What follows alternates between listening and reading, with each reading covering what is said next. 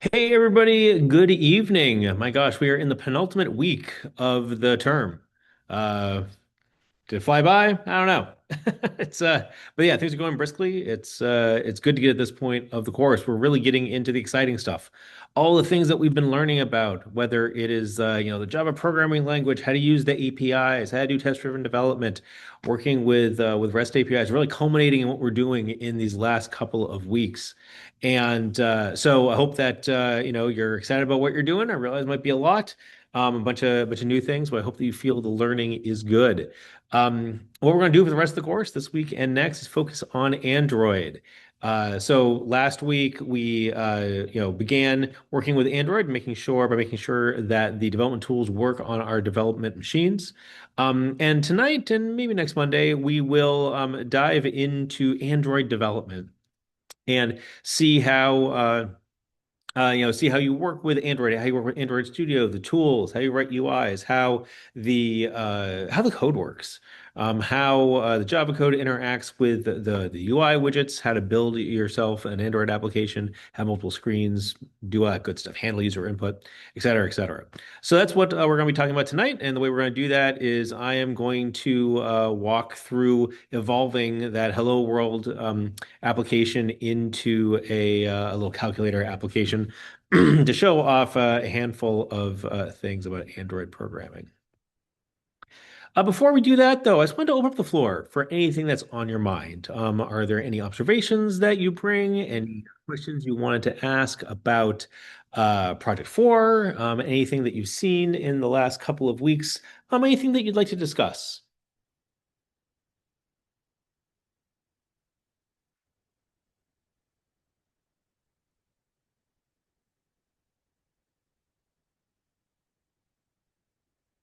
And if you're all set, don't have anything to discuss, if you could please just give a thumbs up or do some reaction in Zoom to let me know that, yep, there aren't questions coming. Awesome. Thanks, guys. Appreciate the engagement. Okay. Well then, that makes it pretty easy. Preparing all my environment here. So last time or last week, we installed Android Studio. So I'm going to open up that again. So, as you may recall, Android Studio is a version of IntelliJ that has a whole bunch of tools for developing Android applications. And sorry, how do I hit this? Hide. Oh, I'm just gonna, okay. Um, and we used Android Studio to create the project. So I'm looking for a good place to put my Zoom stuff. Let's put it down there and see how that works. Uh, we saw how we installed Android Studio. We configured the Android SDK, the software development kit. And then we went and created an emulator for an Android device. And as you may recall, um, one of the really important development activities for developing Android applications is making sure that your application works well on a variety of different devices. And whether that be, devices with all similar form factors, like a bunch of phones, or if you have an application that runs both on like a tablet device and a phone, or a TV device and a phone. You want to be able to test that, and the way that you do that is by using the emulators. And the device manufacturers provide images of their devices that can run on the emulator for various devices. And of course, this is all in their best interest. They want because they want their users to have a good experience with their devices. They want developers to be able to build apps for their devices easily. So, Android Studio has great integration for acquiring various emulators and running them. And so here's the device emulator now. And as we saw, this is an Android device that yeah, I don't need agent mode. Thank you. This is for all intents and purposes, a real Android device. It's got applications like, YouTube and Chrome on it, and then it has, your application that you are building, which right now just simply says hello, hello world. And that's what we saw last time. And so then it's really important that everybody can get at least this far in their Android development. I just want to pause here. Is there anybody that encountered any issues or problems while working with Android? Is everybody able to um, get this far, set up Android Studio in their development environment, and create a new project, and then run it in the emulator?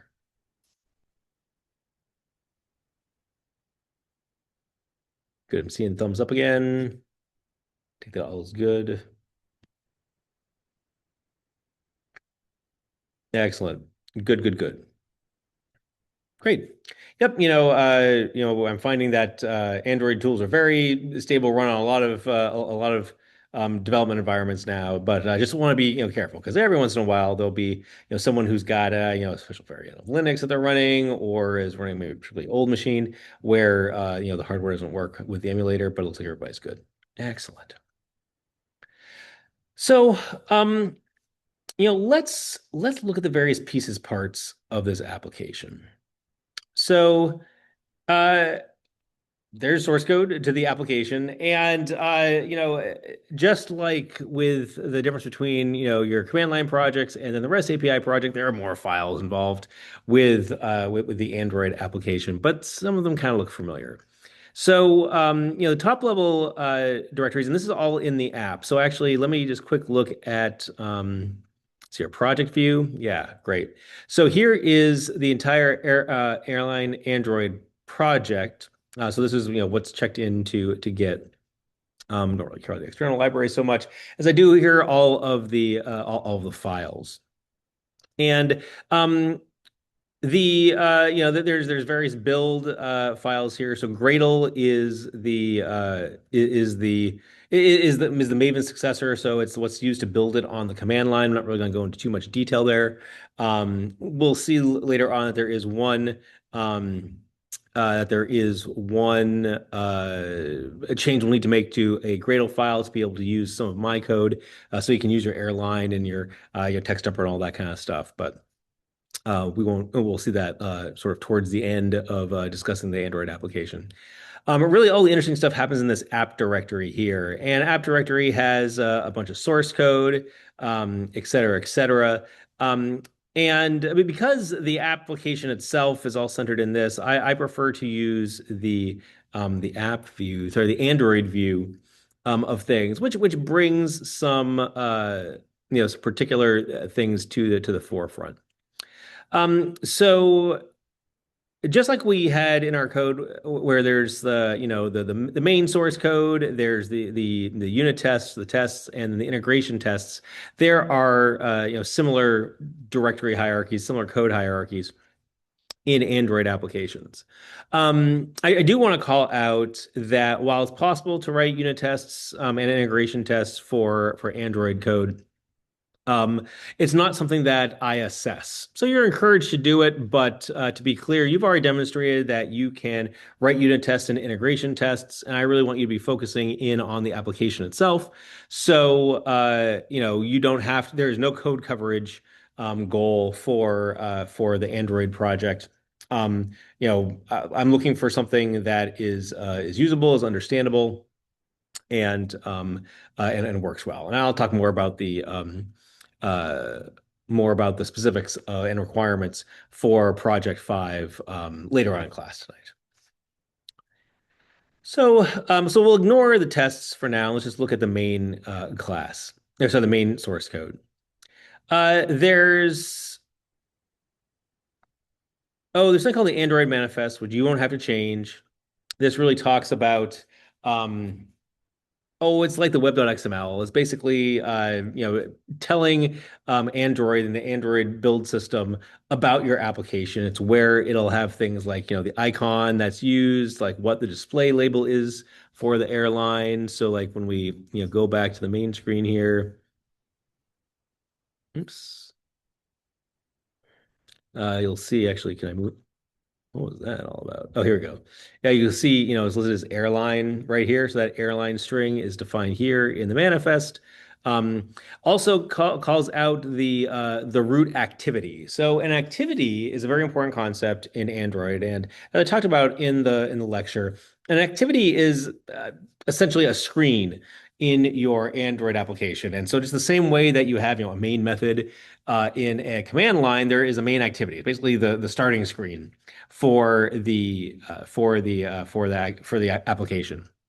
And you specify that here in the manifest. Now, you won't need to change any of this stuff. You can if you want. Like for instance, you could change the theme, but my advice to students is like get it working first, and then once you're happy with the behavior of it, then you can go experiment with alternate themes and lots of images and things like that. So bottom line is most likely though, it's important to know what the Android manifest is, but you won't be working with it. Here in the Kotlin plus Java directory is where the source code lives. Um, and in well, actually, it was where the executable, the source code for the business logic, for the logic of the application lives. Now, because we've been using Java throughout the course, we will be using Java for the Android project. But as I mentioned last time, there is a language called Kotlin, which the Android folks invented as an alternative to Java because Oracle was not generous with the Android folks using the Java language at one point, and there were lawsuits involved. And so then the Android community said, "Fine, we'll have our own programming language." And then Oracle wised up and said, "Oh no, you can use Java." It was a thing. Anyway, what you'll see, online is lots of examples of the Kotlin language. If you're familiar with Java, you can figure out Kotlin pretty easily. But I'm not going to make people learn a brand new programming language here in the second to last week of the course. So we work in Java. The main activity, which is displayed here, I'm gonna make that okay. The main activity is activities are all backed by a Java object, which, among other things, retains the state and the behavior of that activity. And so then, as you learn about the lecture, activities have a life cycle. And so then when an activity, for instance, is activated, it's created, its onCreate method is invoked. And this is a method that's, invoked by, that's overridden from the superclass. And so this is where initialization code goes. Really, this is a bunch of, boilerplate information about a boilerplate activity, I guess, to initialize the activity. And you can just keep it as it is, or you can go and study what all of this stuff means. I think one important thing to note is the set content view. So the activity really consists of two, well, objects, two components, two pieces. One is the Java object, the instance of this class, which is associated with the activity, and it's the thing that performs behavior on behalf of the activity. And then there is the display, the visual look of the activity. And so this is all of the widgets in the activity. And so this is, you've got text boxes, you've got buttons, and you've got display and text display areas, and you've got images, all that kind of stuff. And it turns out that ultimately those are all represented as Java objects also. And so then, one way that you could create that view is what it's called, the visual representation of the activity would be to write a bunch of Java code that creates a button object and it uses a layout to like put it here and everything like that. And that works, but that code is ugly. It's something visual and it's all represented as like these Java objects where sort of conceptually it all makes sense, but the language just isn't a nice fit for that. So instead, with Android applications, you use XML configuration for that instead. And so then that's a very familiar thing to do for people that are maybe HTML developers or have used XML for other kinds of visual layout. It's much more compact and it's easier both for humans and tools to read. And so those resources live here in the resource directory in the layout subdirectory of that. This thing called activity.main. So uh, there's this activity under bar main.xml file, and I'll look at the XML here. Here's the XML. That represents that actually that specifies what the UI looks like, what the visual aspect of the activity looks like. And so then, the root here is then called a constraint layout. And so then, as you learned about in the lecture, there's these things called layouts, which are widgets that, well, arrange other widgets. They lay out other widgets. And we'll be working with this a little bit tonight. You'll see how to do that. Um, and inside of that constraint layout is a text view. So a text view is a widget, is a visual widget, is a view inside in the Android API that you configure this way. And so basically these view objects have properties that you can set here in XML. And I think the most interesting one is the text property right here. And so the text of this text view is hello world, and that's what determines, oops, let's go launch the application. That's what is displayed right there. So if I go and I change this to hello class and I relaunch the application,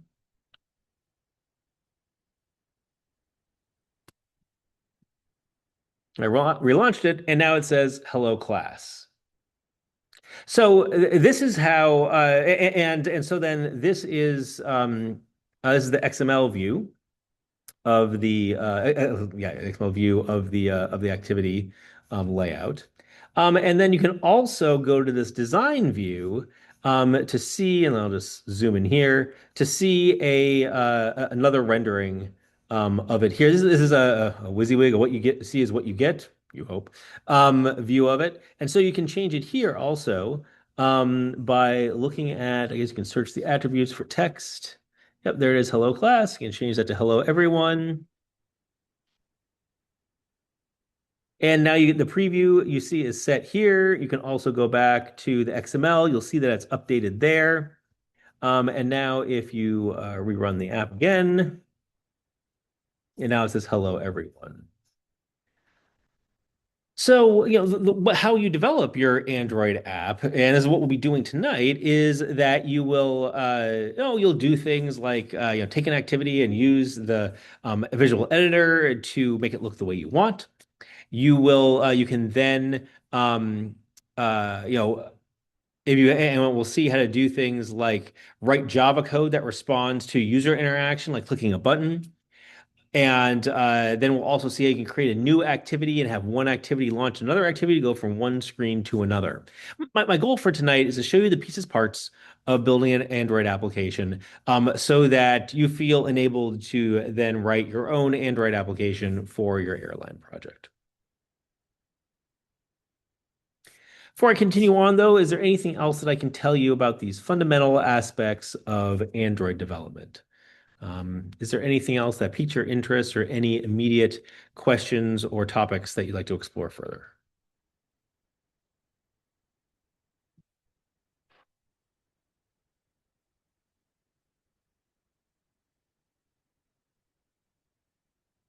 Okay.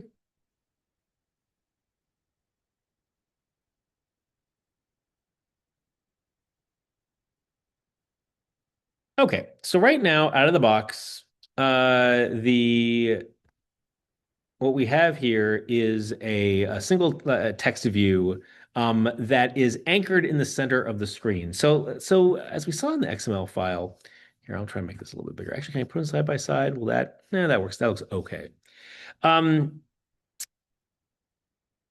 So, it's the XML over here, well, is equivalent to this over here. And I noticed this thing called a constraint layout. And so this is a rather powerful way of laying out widgets inside another container. And the whole idea is that each widget, each child view is constrained to either as containing it's containing views, containing component, or one of its or one of its peer, one of its sibling widgets. So what I'm going to do now is I want to add a button here that will eventually launch a calculator. But right now I'll just say that it says hello. So I could add the button just straight in the HTML by having a new button widget. I could do that there, and it'll ask me various things, et cetera, et cetera. I don't really want to do that though. I want to use the visual editor here, and so I can go to the palette. And actually, now I'm going to close the HTML. Let's just look at this. Go to the palette and I'm going to click a button, and so I can just click and drag a button right here. And I'm going to say, oh, I guess I need to, can I edit the text easily here? No, I can't. That's interesting. So I'll go to the attributes and I'll look for text here. Instead of button, I'll say hello. Now, you'll notice that when I click on hello, everybody, there it is anchored to the center here because of all these constraints, all these little like springs that are keeping it centered here. Say hello has no springs. And actually, if you then go to the XML, I think it'll warn you. Yeah, it's got a red underline there saying that this view is not constrained. It only has design time position, so it'll jump to zero. Oops. So it'll jump to 0, 0 at runtime unless you add the constraint. And that's true. I want to show you that in action just so that you know what it looks like. So here, design time, I've got it positioned there. But oops, as it said, it gets aligned to 0, 0, and the coordinate system is from the top left on down. So it's like a page, like a page of text. So 0, 0 is here at the top. So we don't want it there. We want it, somewhere in the middle relative to say hello. So here's what I'm going to do. I'm going to attempt to constrain. Let's see here. Can I move this easily? Ugh. I'm going to try to delete this constraint. Oops. Delete this guy. No. Okay. How about this? I'm just going to, there you go. Constrain it like that. Oops. Did that do the right thing? It did not. Maybe that is constrained. Okay. And then here, nah. Nope.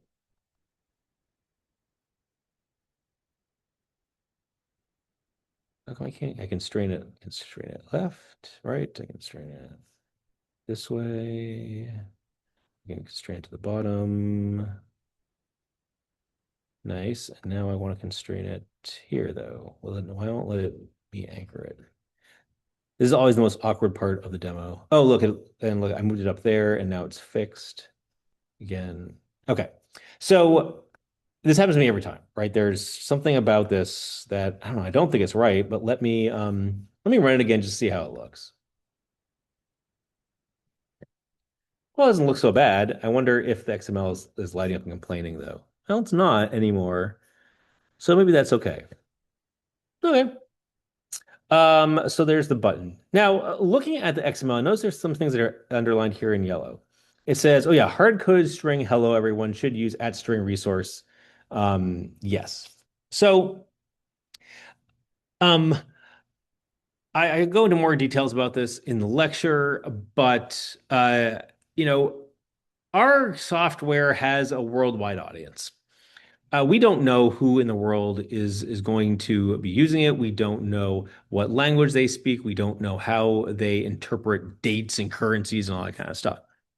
So, especially for small device apps, for phone apps, it's important that your user experience be localized, meaning that there you have the ability to relatively easily translate display strings and display things like dates and numbers in a way that makes sense to the user. This makes your software easier to use. It shows that you care about the user.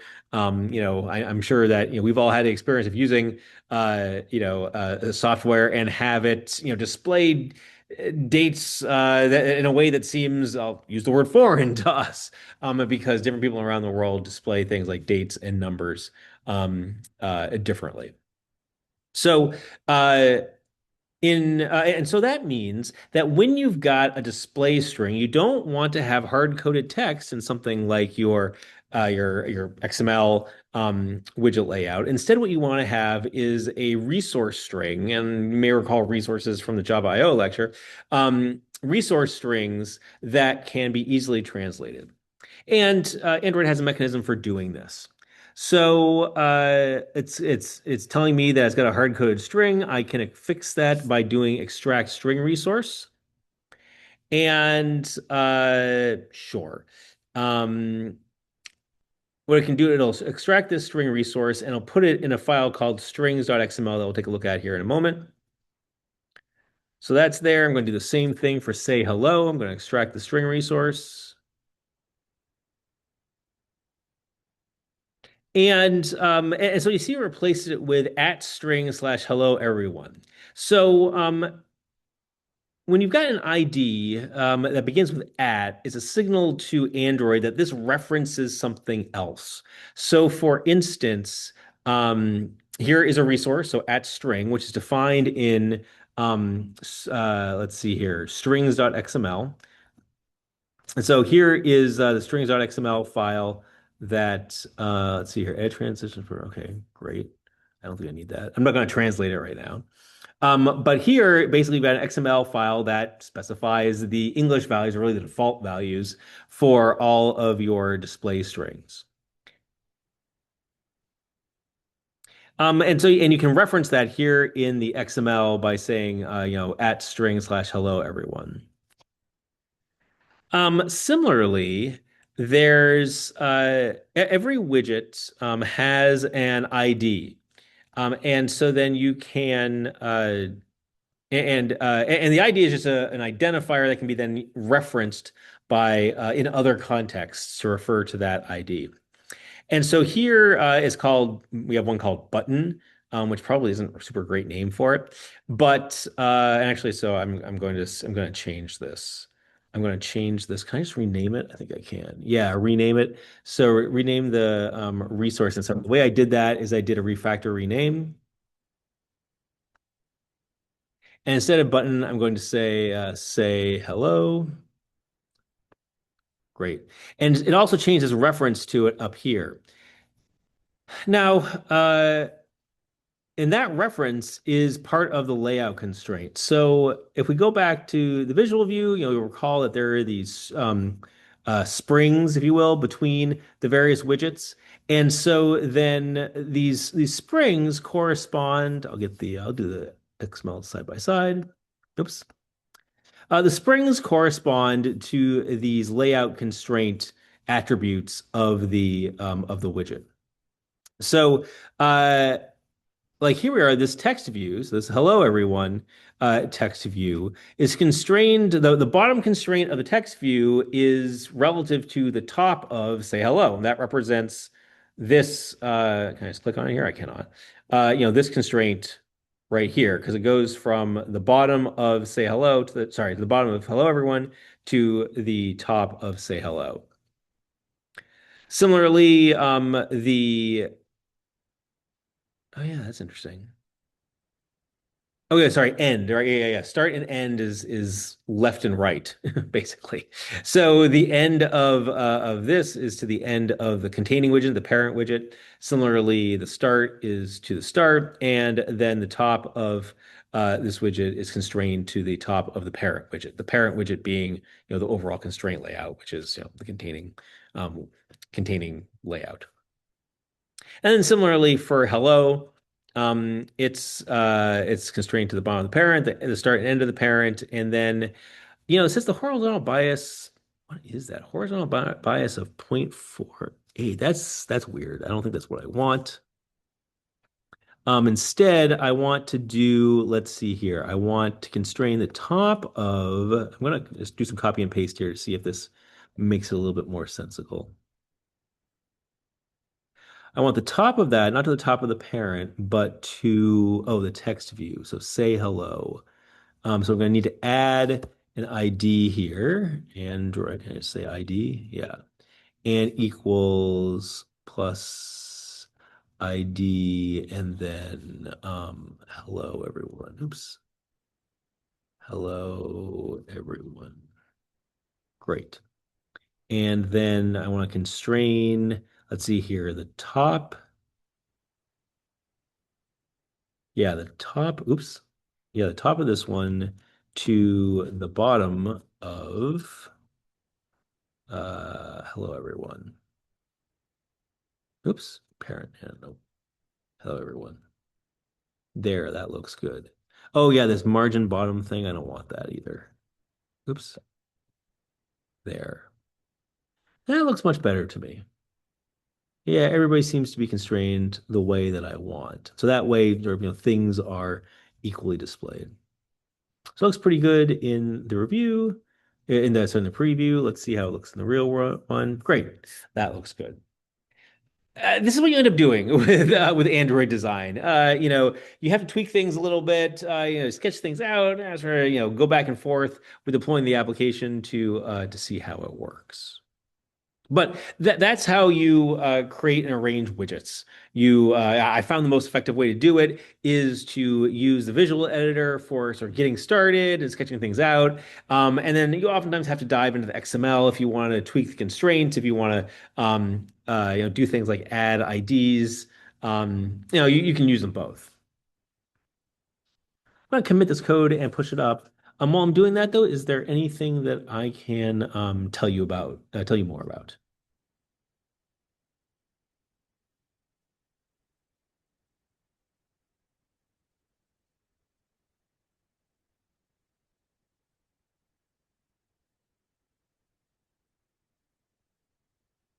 Nope, nothing in chat. Cool. Okay. Well, so going back to our application, not very interesting because I click say hello, nothing happens. That's because we haven't told the application what to do when the button is clicked. So the way we do that is as follows. Well, widgets like buttons can have what's called an on-click listener. Go into the more into details of this in the lecture. But the way virtually all user interface systems, user interface frameworks, code frameworks work is that they are event-based. And actually, this is a really important concept in certainly UI development, just in software development in general, is that hey, we all learn in our CS 101 courses about code, and code starts at the beginning of main and it does its thing and then it exits. Um, and yep, lots of code works that way. But then, really, these days, what most code does is it waits for something else to interact with it. Prime example is your servlet, right? You start your servlet, and none of your code runs until there's an HTTP request. And what happens is that your code's initialized, your servlet's sitting there running, but its code isn't invoked until something outside of the system interacts with it. Same thing with your Android application. You start your Android application and it's just sitting there doing nothing, waiting for someone to interact with it. And when someone does interact with it, that creates what's called an event. And so this could be a button click. It could be, typing text into a field. It could be moving something around. It could be, in the case of Android, it could be, rotating the device or, speaking into to the microphone. All sorts of things like that. And so then what programs do is respond to these events. So it's like, great, someone has clicked the button, and what the Android API does is then provides an abstraction for, this button was clicked, and then it's up to your code to handle that appropriately. So here's what we're going to do. For our button, so we're going to go to say hello, we're going to look at the attributes, and there is an attribute called on click. Yeah. And on click, what you give it is the name of a method, and ultimately be a method on your activity, which is invoked when the button is clicked. So I'm just going to have a method called say hello. I don't want it to be the string. It says it's going to be say hello here. And as you can see, this added a new line, made a change to. Oh, interesting. Why did these guys get changed? How did that change? Oh, I guess it just rearrange things. Okay, that's neat. Um, it added this on-click attribute to our button with say hello. And it's saying this. Corresponding method handler public void say hello given a view is not found. Well, let's see here. We say more actions because I want to create that. So you can say create say hello in main activity. Great. And so then what Android Studio does is it creates the method that will be invoked when the say hello button is clicked. And just for the sake of demonstration, what I want to do here is I want to create something called a toast.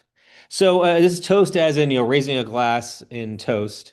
Um, this is an API inside of in Android that will pop up a little message on the screen. And well, we'll just say hello. And so you can specify sort of the context in which it runs, which will be the activity itself, what text is displayed, and then also whether you want short or long. As much as I want a long one just so we can see it. And so there's this little factory method called make text, which will create a toast with some text, and then you invoke the show method on that, and that'll display it. So this is the code that's invoked in response to clicking the button. So now let's redeploy the application. And now when we click hello, pops its little toast saying hello. So, what you see here is the ability to respond to a button click. And again, how this works is there are two parts. Well, there's, I guess, one part to it. The first thing that you do is you need to configure your widget to say, hey, here's what happens when you're clicked. Go invoke that method, and then you provide an implementation of that method on your activity to go, do the interesting thing.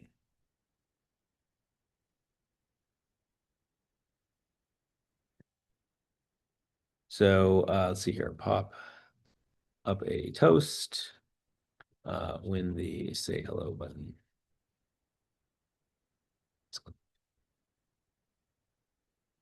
Hey, how's it going so far?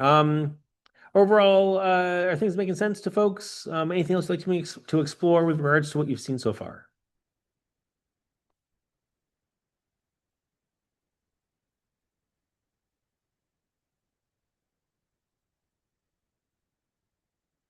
Okay, cool. Sorry, I need to get up my notes here to make sure I'm following all the right steps. Android notes. Okay, nice. Okay. Well, so far what we've got is this, simple hello activity or oops, not that. What I've got is clicking on the wrong app. There you go. We've got the simple, say hello. But what I really want to do is have this be a calculator. Simple, add two numbers together type thing. A calculator. So I'm gonna morph this application into that. So I'm gonna start by renaming some things. So let's see here. I guess first of all, I'm going to say, well, I'm still gonna say click hello. But instead of saying hello, this is going to be a launch calculator. Calculator. And let's see here. Here, instead of say hello, I'm going to rename this to be launch calculator. Jeez. And I'm going to say instead of, oh yeah, I'm going to rename this also. Name the button. It's not terribly interesting. I'm going to call this welcome. I say, welcome to the calculator. And I'm going to say launch calculator.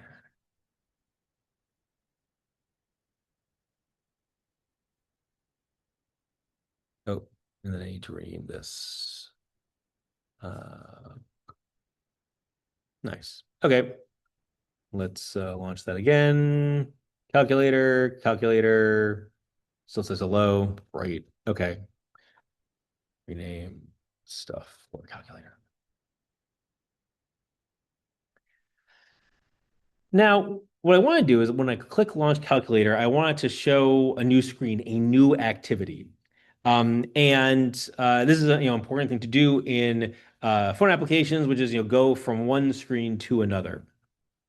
So the first thing I'm going to do is create a new activity in my project in my app. And the way that we do that is we say new and we say, oh, did it move on me?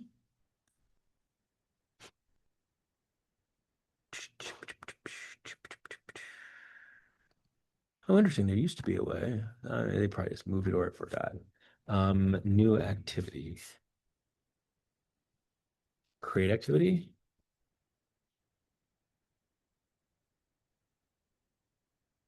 Huh. Activity monitor. Activity code templates. Tools, activity. Oh, interesting.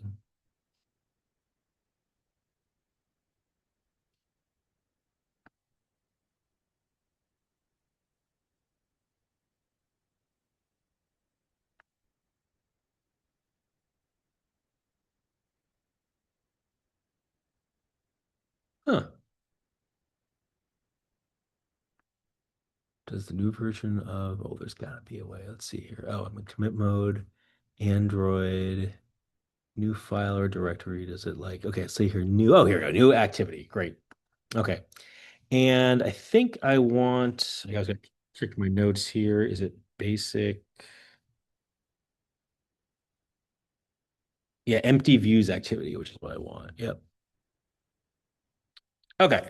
So I'm creating a new activity, and I like to use the wizard that's here in Android Studio because it'll do things like create the Java file and the XML and it sort of gets things right.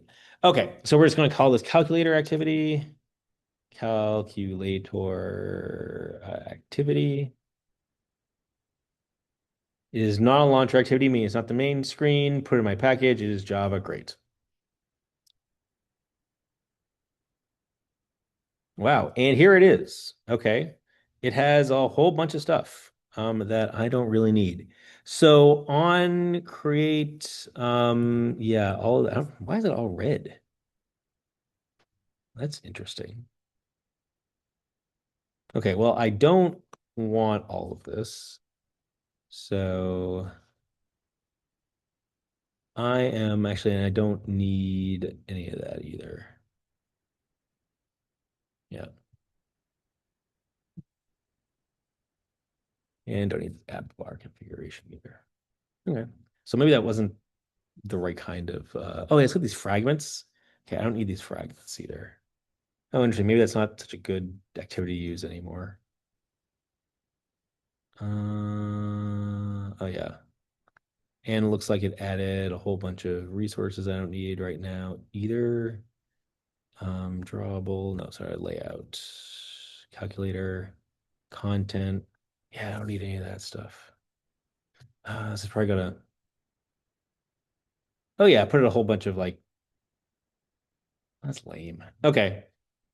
Huh. It was an empty views activity, wasn't it, that I used? I'm gonna revert all this stuff and start over again. I am not, yeah, it's a little more than I expected it to do. So let's just roll back all those changes. Hooray for Git. So all this kind of stuff, sync now, all this stuff goes away. I'm just gonna try that again. So we're gonna go back to the project. We're going to go into activity. Yeah, I think I did. Did I do empty views or basic views? I think I just want empty views activity. And call this calculator activity. Activity name must be unique. Oh, it's still got a whole bunch of. Okay. Sorry, it's got a bunch of stuff here that I don't want. Ooh, interesting. Okay. Definitely don't want those activities. I don't know about that rest of that stuff. I don't think I need it ultimately.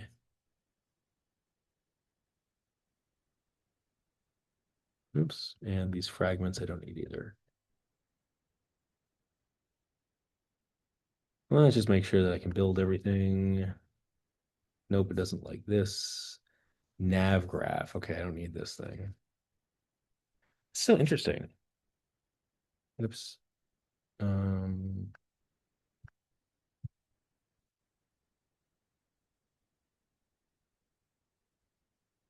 yeah, yeah. So why is it complaining about this thing?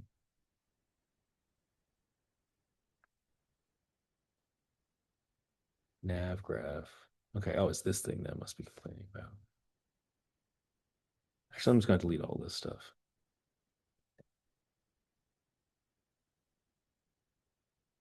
There we go. See if that breaks anything.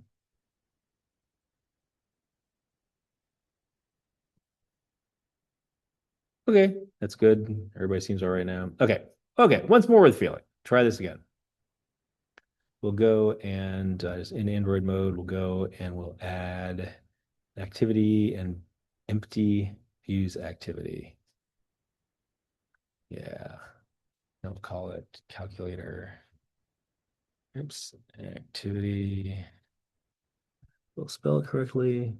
Calculator activity. Generate a layout file. So I want the XML. Call it that. It's not launchers in there. Target source set main. Oh, that's interesting. Yes. Okay. So I must have done basic views instead of empty views or something like that.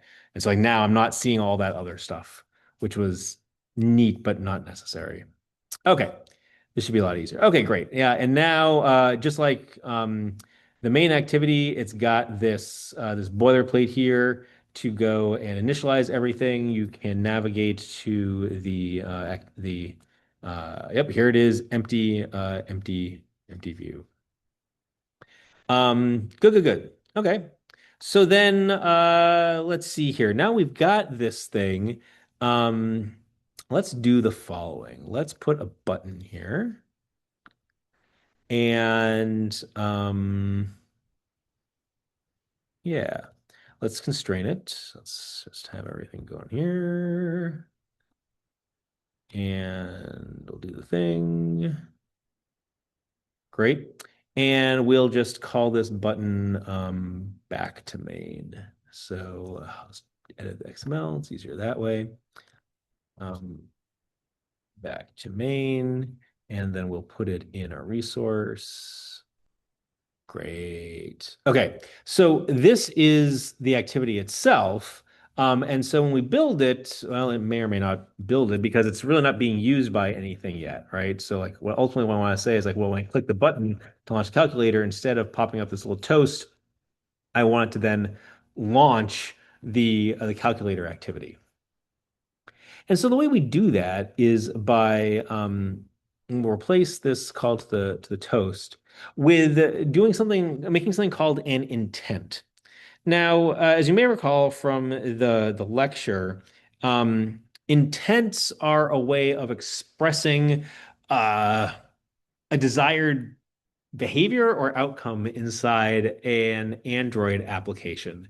Basically, it can be something very specific, like go launch this other activity, or it can be something general, like hey, go play a sound, or go display an image, or go launch a URL. Those kinds of things. And it's a really nice abstraction in that it gives you a lot of flexibility in terms of how one application expresses the desire to do something else. So it can be, again, launched on our screen in the same application. It can be go, hey, go send an email. And right, we've all seen this on our phones where it's like, hey, you go to send an email, pops up the little thing that says, hey, what email client do you want to use? Or hey, oh, look, here's an address. You click on it. It's like, well, hey, which Maps application do you want to use? So it's a really nice abstraction. So like the author of the application doesn't need to know your specific mail client directly. It just says, oh, just go send an email to this person, or go start composing an email to this person. So the way you use an intent is that you create this intent object and new intent, And when you let's see here, you can use the constructor. There are lots of things that you can use. The one that we use and probably mostly for this project is the second constructor here. Oops, is the second constructor here that takes, come on, that takes it's called a package context, which is basically like here's the widget that's launching it, and then like a class of the activity. And so in this case, the package content is going to be this, and it's happy with that, right? Yeah, it's orange. And then it's going to be the calculator activity.class. So this is basically saying, hey, here is an intent that when expressed will launch the calculator activity. And then, so then what we do is then we say start activity with that intent. Oops. Oops, intent. Now when we relaunch it, it then starts the new activity. This is the calculator activity. And now we want to implement the back to main. And so then what we'll do is we'll go to our calculator and we will add an on click to, let's do it over here. On click to, let's see here, we'll call it not launch calculator, but we'll call it back to main. And then we'll have it create the back to main method on calculator activity. And so then the way that you do this, I want to make sure I get the API call right. I believe it's called, it's not destroy. What is it called? Um,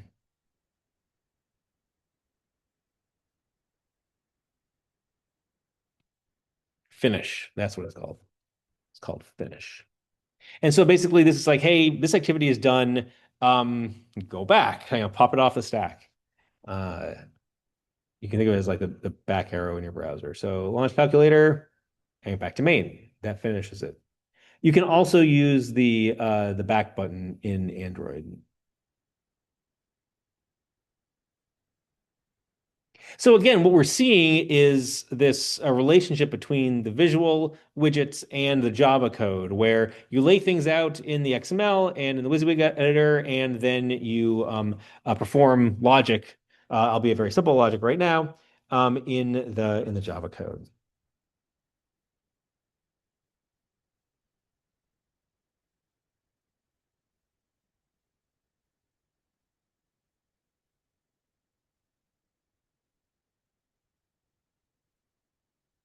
Okay. What do you think so far? Anything like me to dive into a little further? Anything that bears repeating or some additional explanation?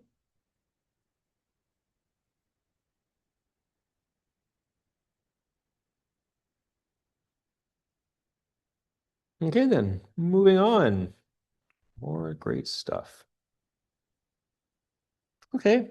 Um, so now we've got the calculator activity displaying, but not much of a calculator right now, right? It's really not doing much of anything. And so then, how do we, sorry, how do we, here we go. What we want to do, in addition to the back to main, what we want to have is a simple set of widgets where you put in one number, and we'll just have a button that is a plus. And so when you click, yeah, or actually no, or we'll just have like we'll just have like now we'll just have a plus piece of text, another text field, and then an equals button that when you click it, it will compute the sum and display it in a third widget. And we want all of those to be laid out horizontally. And so now this is where I'm going to use the palette again to add some new stuff. So let's see here. I want it's called a linear layout that will contain all those digits, sorry, all those widgets in the little calculator. So I want a horizontal layout right here. And inside that, I want a couple of things. So I want a text, and it's going to be, let's see, here's a plain text. Is that what I want there? Back to my notes. I want an edit text.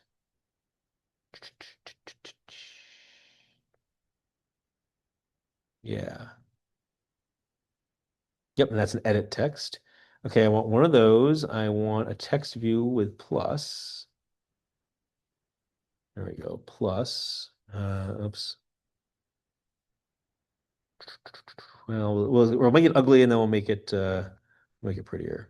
Then I want another text view there. I want equals button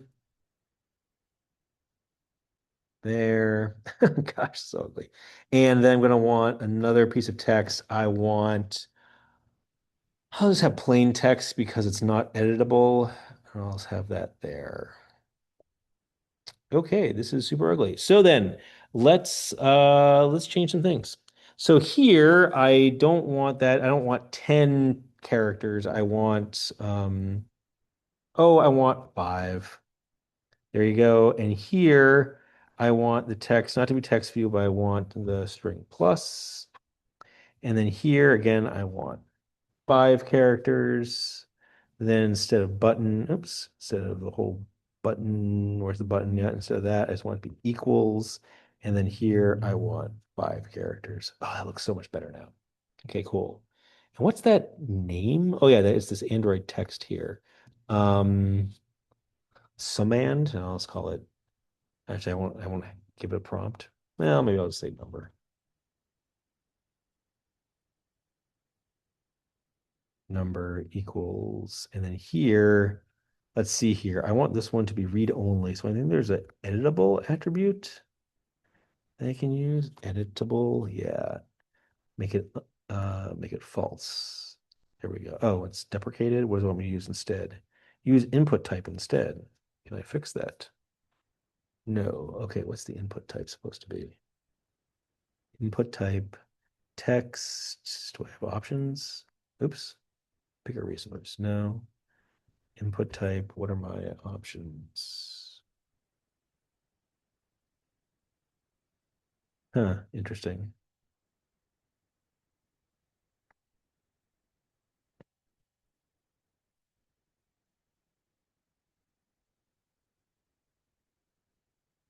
How come that got cut off like that? It's looking better before.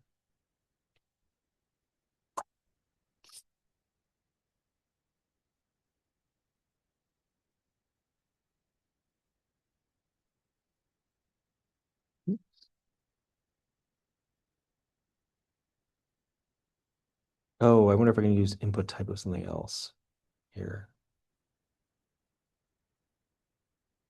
Oh, here we go. Input type of none. I wonder what that means. I wonder if that makes it read only. Okay, but still it's too wide, which kind of surprises me. So let's see if I can make things a little bit more narrow and still have everything fit. So if I have 4 there, why does it keep doing that? I thought 4. Yeah, okay, now it's happy. And if this is also 4, and then I kind of want to make this thing more narrow. I don't need that. So width equals 10. I don't know. What is, oh, here we go. Let's make it M's. So let's make that 3 M's. No, 3, uh, 10 device pixels, 10 point. No, can I hire? I don't know. Can I just use the WYSIWYG editor and make it more narrow? Oh, there it is. Oh, there it is. Layout width 30 dp, which is too small. I can't see the plus and the equals anymore. I have a 40. Oh, but that's still. Oh, I see. No, no, it is. It does all fit. It's just being cut off because I've got just too much stuff on my screen. I'll get rid of the palette. Okay, that looks reasonable. I do want to align that one center though. Align text alignment center. Nice. There we go. Okay, that looks pretty decent. As a matter of fact, I want to make all of those centered. Align center and this number here, line center. Oops, even read my mind. And then the sum, we also want this to be align center. Here we go. Looks pretty good. Let's see here. I haven't anchored this guy yet. So let's see what it looks like when I run it.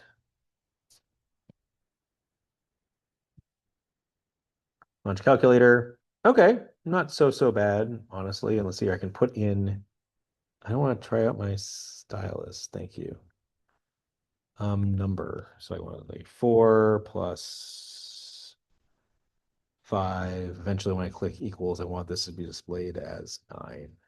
Okay, well, that's not bad. I'm just gonna commit that real quick.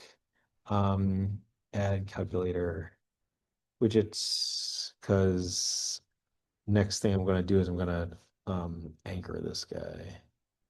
So let's see here. Here, can I get rid of that?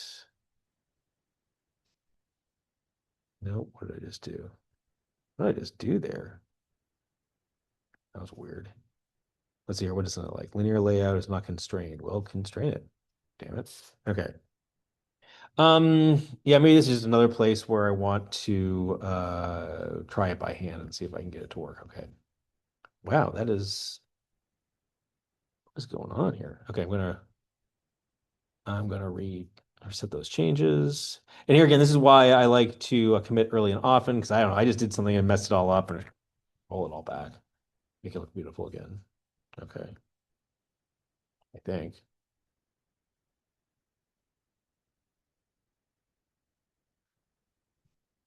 Sorry, it's small.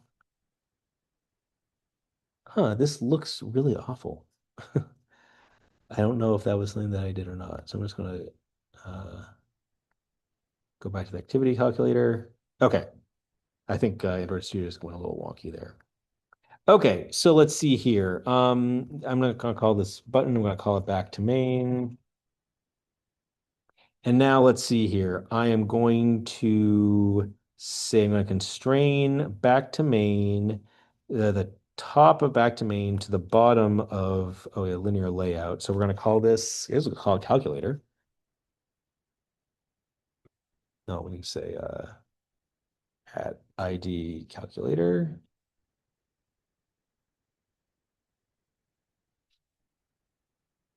Cool. And then the top of the button will be to the bottom of calculator. Nice. Okay. Oh, for whatever reason, this thing is like super tall. Oops. I'll see if I can make it not so tall. There we go. Yeah, what did I just do? Just the width and height. Well, I don't need to customize the width. Oh, interesting. Okay. I actually did that. Did that change something? The layout width. Oh, it used to be 409. Now it's 413. Okay.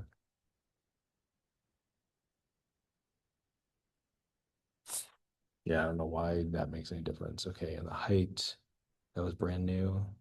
It used to be 340. Yeah, I don't know why that. And okay, that's cool. Okay. Yeah, just playing around with it a little bit. And then here now I want to add some constraints. So let's see here. I want the start and end to be both relative to the parent. So I guess that's not terribly. Oh, and I don't want these layout editor absolute things in here either. Yeah. So start and end of the parent, and now I want the top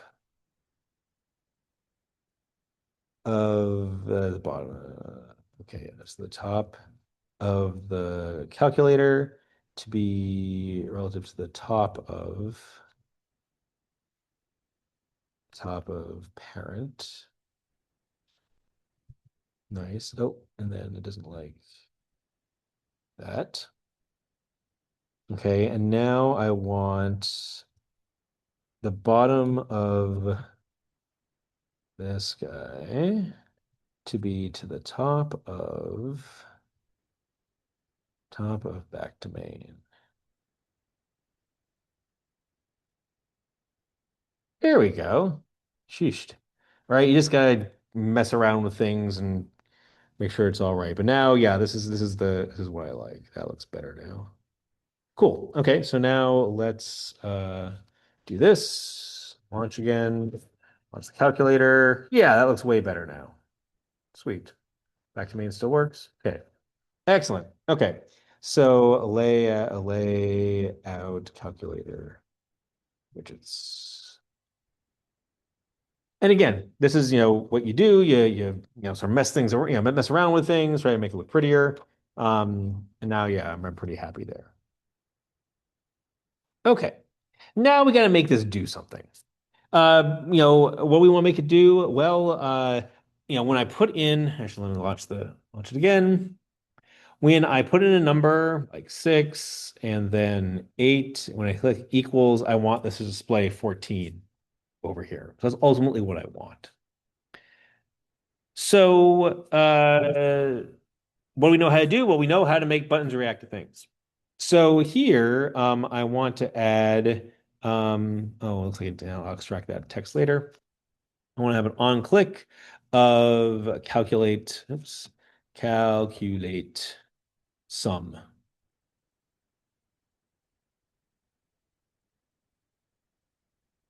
Right. Okay. So this is the method that'll be invoked when the equals button is clicked. So what do we need to do here? Well, what we need to do is we need to get the value that's in this widget and the value in this widget, calculate, convert them to numbers, compute their sum, and then write their sum back to that widget and actually display. I'm not going to say write back to it. I'm going to display the sum in that widget. So what this method needs to do is go and get a reference to this widget here, this text widget right there. And so it does it as follows. So as we recall in the XML, these widgets are of type edit text, and edit text is a Java object, and so I can get that edit text object right here. I'm going to call it left. And the way that I do that is I need to go ask Android, so the Android runtime, hey, go get me this widget right here. And the way I get that widget is by its ID. So I'm going to say find view by ID, and now I need to give it its ID. Now I didn't assign it an ID. Oh, actually there is an ID here, but it's called edit text, not very useful.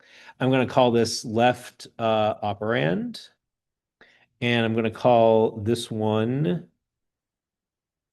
the right operand. So right operand. And actually, I guess I didn't need to rename those if we're used anyplace else. And so now I need to reference those IDs here. Now, there's a magical class in Android called R. And what R is it stands for resource. And it is a class that's basically created by the Android build process to give you easy access to all the IDs in your system and certain key resources and things like that. So there is, let's see here, wait a second. Oh, all right, I think you say r.id. So there's a whole bunch of resources. Some of them are IDs. And then, yep, left operand. So this left operand here is, yep, the ID for this edit text. And so this is the bridge between the XML and the Java. It's the ID. And so the way that you get a reference to a widget is like that. So let's see here. Left. Yeah, I'm just going to call it left text. Left text. And then I'll create one of those for right. The right operand. Oops. Great. Okay. So that gives me a reference to the widget itself. And now I need to get the text from that widget. And so I'm going to call it left string. I'm going to call it left widget. Oops. Oh, that was surprising. I'm going to call this left widget.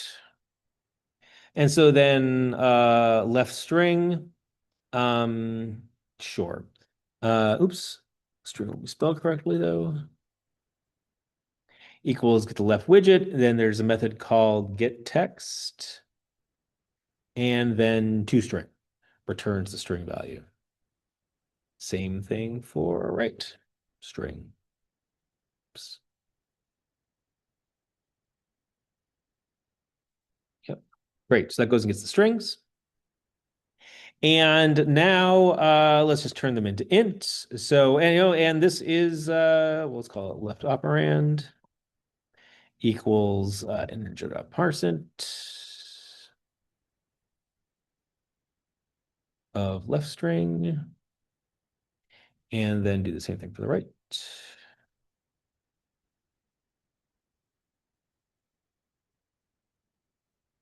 And then we'll compute the sum equals the left operand plus the right operand. And now we want to take that sum and store it in the value of this right here. So we should give this edit text an ID of what's called sum. And again, we will get a reference to the edit text. I don't need to copy that, I guess. Edit text, and we'll call it sum widget. And then we'll do the find by ID of the r.id.sum. And then we'll say sum widget dot get text dot set. Oh, sorry, wait, you gotta look it up. Oh, we can just say set, right? We just say set text. And then we can just put string dot value of our sum.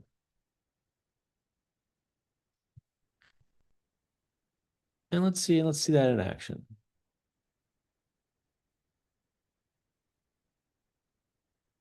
What's the calculator?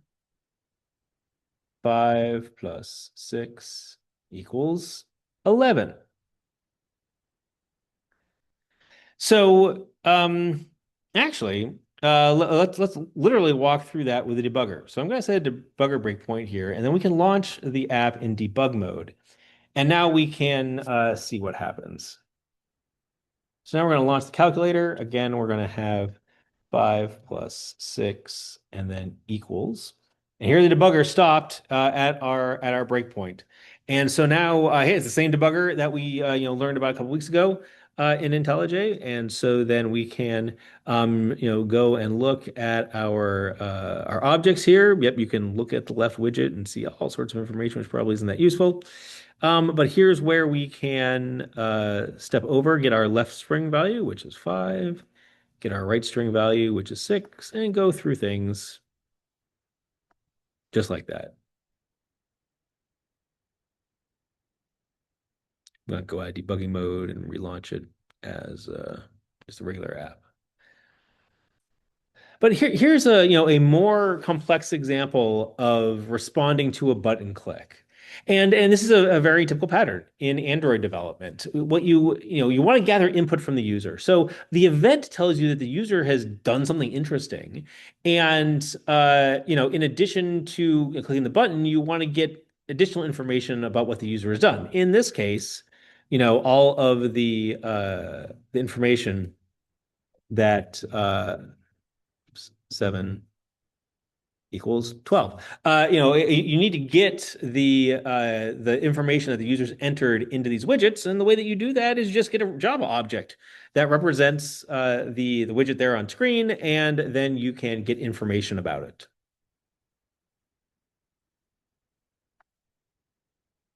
Okay, well, I commit that. Is there anything else I can tell you? Um,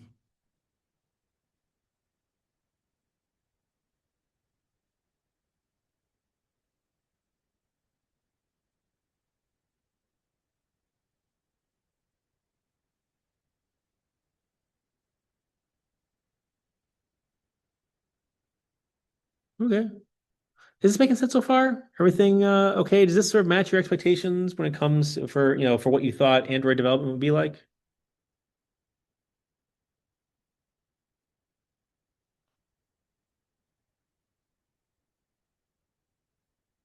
Yeah, kind of. Yeah, thanks. Yeah. Adam. Does anybody have experience in other UI frameworks, either, something in JavaScript or something in like a desktop application or anything like that? I'm just curious how it compares and contrasts to other tools that you've used or other frameworks that you've used.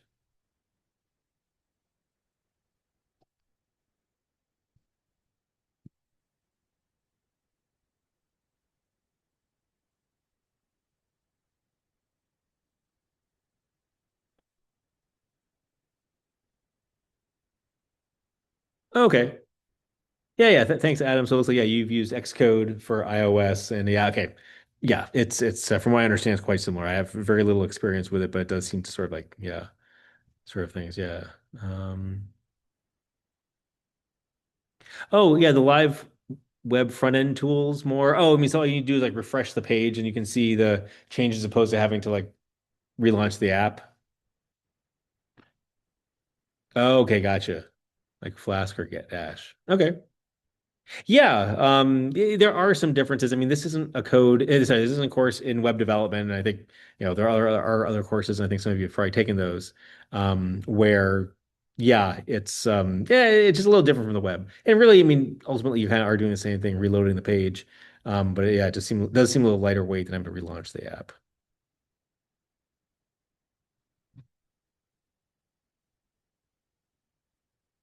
Cool. Well, thanks. Okay. There are so this again is sort of the fundamental life cycle. Oh, there we go. Here. Oops, what did I do? Yeah, whatever. This is the fundamental life cycle of an Android application, right? You are of developing an Android application. You create your activity, you populate it with some widgets, you implement code that responds to user interaction with those widgets. And so as we saw, there is this launch calculator that will then create an intent and to launch a new activity. The next thing I want to do is show how you can pass data back and forth between two activities. So what I'm going to do is I'm going to augment it so that when you click back to main, it sends the sum, the most recent sum that was calculated, back to the main activity, and it'll pop it up in a little toast just so we can see that it arrived. Because again, it's an important thing that you do in your application is you launch an activity to have it perform some operation, right? Calculate some data or have the user enter some information, and then the results of performing that operation or entering that information is then passed back to another activity that then consumes it. So the way that you pass data back and forth between the activities is that when you uh, launch when you finish the calculator activity, you want to have it basically return a result. And the way that you do this, you express the result is by an intent. And in that intent, we want to put the value of the latest sum. And so here, instead of just having the sum be stored in a local variable that's used to populate the widget, we'll put it in a field of the activity. So here we're just going to create a field in sum like this. And now uh, when we go back to main, before we finish, what we want to do is we want to basically instruct Android that this activity has a result, and the result is expressed as an intent. Now we're just going to create a new intent. This intent isn't for conveying a operation so much as it's conveying data. So intents have all of this, have like a whole bunch of what's called metadata associated with it, extra data, if you will. And extra data are just a bunch of key value pairs. And here we want the key to be something called the sum value. And yeah, I'm gonna make a constant for this in a second. It's gonna have a value of this dot sum. I'm gonna create a constant here, and we're just gonna call it sum. And this is just a name, just a label. It's not gonna be, we don't want it to be private because we're gonna actually reference it here in the main activity in a moment.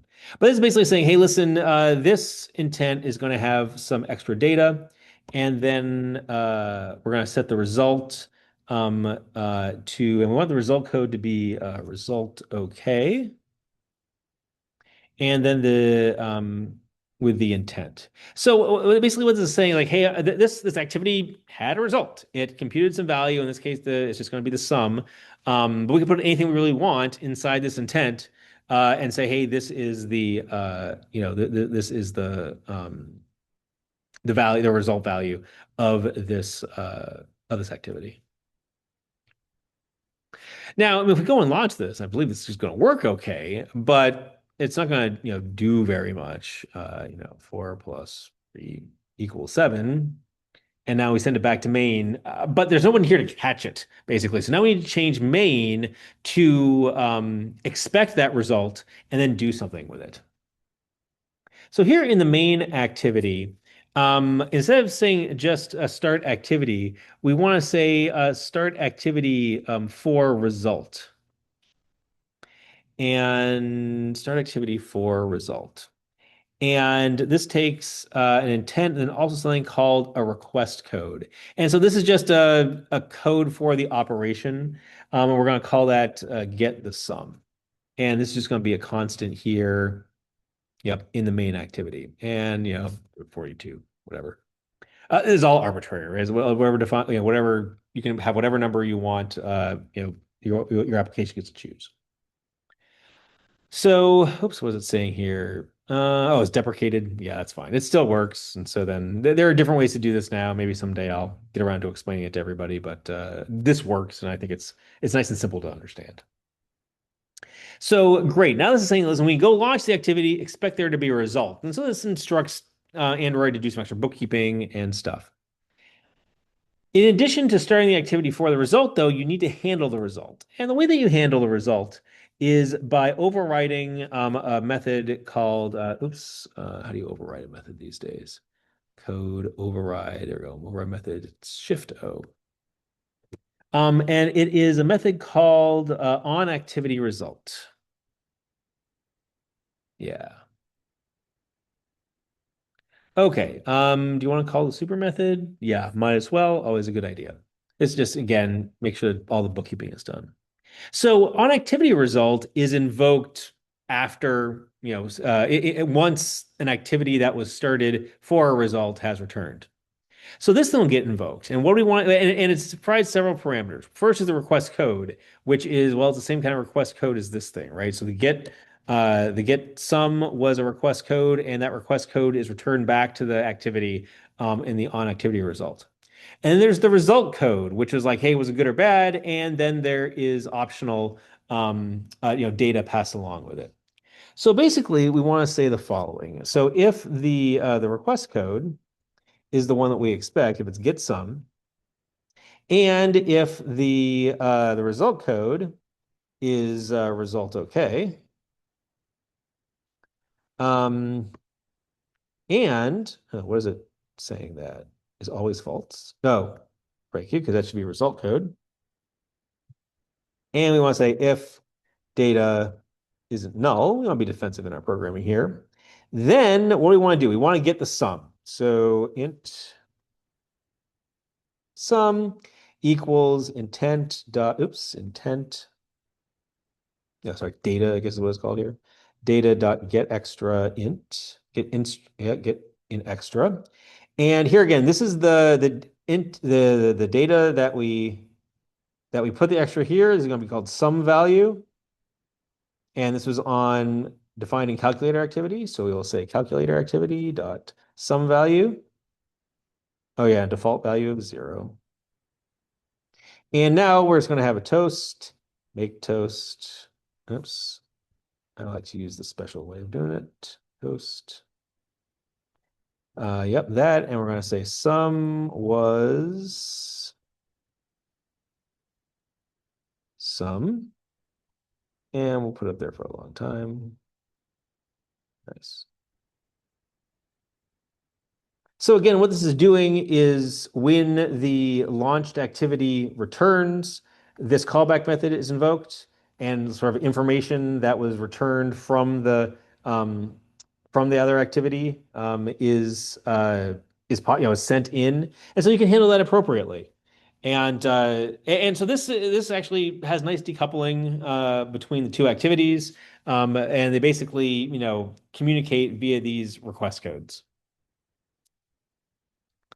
Okay, let's give it a whirl. Launch calculator. 1 plus 2 equals 3. Back to main. Sum was 3. So again, this is passing data back and forth between, well, it's passing data back from an activity. You go and launch an activity, and when you launch it, use the start activity for results, and you basically give it this request code. Android goes and launches the activity. You go do all your activity stuff, and then when you're done with your activity, before you finish, you go say that, hey, listen, the result of this activity was this intent. It was a successful one. I suppose we could have a non-successful one if sum is null or something like that. You could add that logic. But anyway, so now it finishes this activity. And because it was launched expecting a result, then when this activity, when the main activity is reactivated, the onActivity result method is invoked with a request code that was originally specified here, and the result code that came from the activity along with the intent, and you can interrogate that appropriately and respond appropriately. And that's how you get data created in one activity passed back to another activity.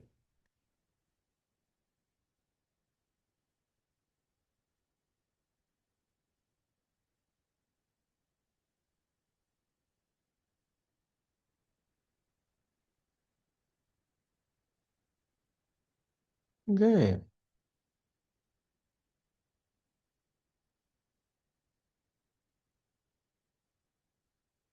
Let's see here. I've got a few more things to talk about. It's 7:30.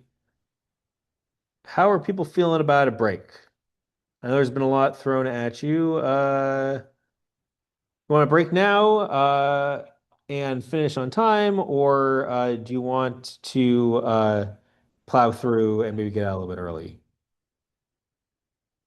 I saw a thumbs up. I don't know if there's a thumbs up for break or thumbs up for plow through.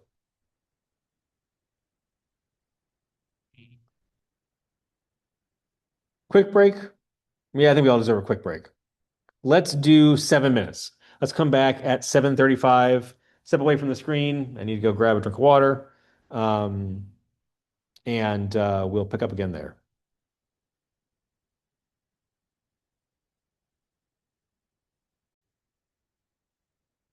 Okay, 7:35. Hope everybody had a nice little break. Um, We're back. Okay, so tonight we've been talking all about Android, and so we've been exploring Android Studio, how to use the tools there to navigate between various parts of the Android code base that we have. And really, there are two kinds of code that we've been looking at. The first is the XML, well, the layout, which is, yeah, ultimately it's XML files, but Android Studio has this nice visual designer that gives you a pretty realistic preview of what the UI is going to look like. And it allows you to, visually do things like, arrange widgets with other widgets. And as you saw, though, we had to, dive into the XML to tweak some things to, give things IDs nicely and quickly, and to see sort of what things it's warning about, like why is it say missing autofill hints? Little things like that. And so there's the XML, which is the visual layout, and then there is the Java code that underlies all of this.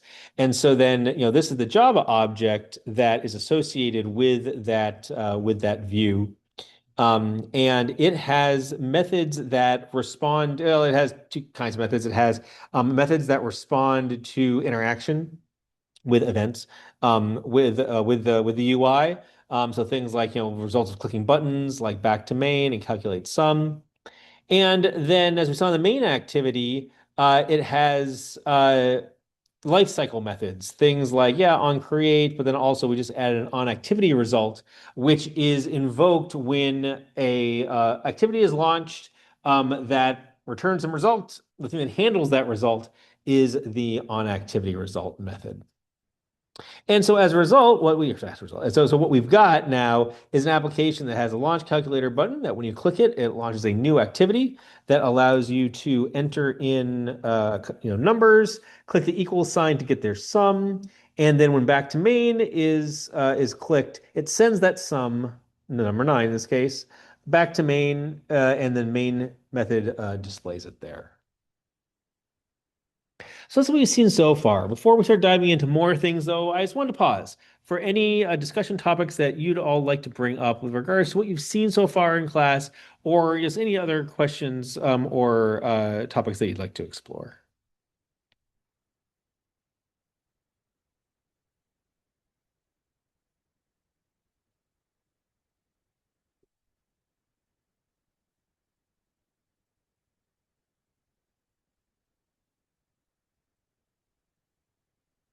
Excellent. Well, I hope this is giving you ideas of how you might approach your Android app. Um, let's see here. There are a couple more pieces of functionality that I'd like to add to my calculator program. Back in on the main screen, I'd like to add a widget that lists all of the sums that we have calculated so far. And this shows off a particular kind of widget called a list view, which basically, well, views a list of data. And so then I talk about it in the lecture. I'm going to demonstrate it here. So here on my main activity, oops, let's get rid of this debug thing. So let's see. How about below my launch calculator, I add um, a new list view. Yeah, list view right here. Cool. Okay, now I gotta play the let's see here. I'm gonna call the list view. I'm gonna call it sums. Okay, and now I gotta do all the constraint stuff and everything like that. So okay, so let's take the launch calculator button here. Gonna have the bottom of this be the top of actually I want let's see, I want this, I want this, and I want this for down below here. So let's go and add it there. Get rid of that absolute X and absolute Y. And then, okay, so that's the top. So the bottom of that is this, and I want to constrain the top of this to the bottom of here. It's not welcome, it's going to be launch calculator. And then I want launch calculator to be the bottom of this to be the top of sums at ID sums. There we go. Oops, to not to the bottom up, but to the top of sums. There, that looks pretty good. Yeah. Okay. Nice. Okay, so this widget here displays well a list of data. It can really be any type of data. Let's just run the application and see how it looks. Great, there's nothing here. Yeah, there's nothing there. Okay, that's cool. Some zero. Okay, so now we've got the list view. So the list view is being displayed, but it's empty. So let's see how we can populate the list view in our main activity. So the list view the way the list view is backed by something called an adapter. The idea is that there's the model view controller design pattern where you have different objects that have different responsibilities when it comes to displaying data. And one thing that's important to do is to separate out your data being displayed from how it is displayed. And that's how these various, parts of this design pattern play together. I won't go into all the details of that right now. I'll just show you how to, how to use it here. So, yeah, on the onCreate method, what we're going to do is we're going to populate the list view. Yeah, we're going to call this sums widget. And so we're going to go and fetch this guy, find by ID and r.id sums. Yep. We're going to do that. And then we're going to use something called an array adapter. Oops. Array adapter. And this will be of integers. And then we're going to call this adapter. Well, actually, we'll just call this sums equals new array adapter. And we need to provide it with some information. So the context is going to be this activity. No big surprise there. And then this is a little piece of magic I discovered along the way. So what this parameter is I think it's sort of like a template resource which is used to render the item, the list item in the widget. I I don't really have a good explanation. Actually, I mean, it's just the way it works. And so there's a special R class which isn't for just the application, it's for the entire Android runtime, and it comes with all of these sort of predefined widgets, and they're in the layout section, and it's called, let's see here, simple list item one. Yep, there it is. Excellent. Really all this is, I think, is just an empty cell. And it makes it really easy to lay it out. If you want to have a more complex thing in there, I mean, you could have images, you could have, an entire, and a very rich widget in there. You could use that resource also. But we'll just use simple list item number one for an example here. So for the time being, we are just going to say, oh no, this dot sums, so we're just going to sum. So this is creates the sums, and then we've got to say sum widget set adapter to be the array adapter right here. And then what we're going to do is we're just going to add some numbers. Oh, look, it has add all. And so we can say 1, 2, 3, 4, 5. So the idea here is that we get our widget, we get this adapter, which is sort of the data to be displayed. We associate the adapter with the widget, and then we populate information in the adapter. And when we do that, now we have we have 5 items in our list, 1, 2, 3, or 5.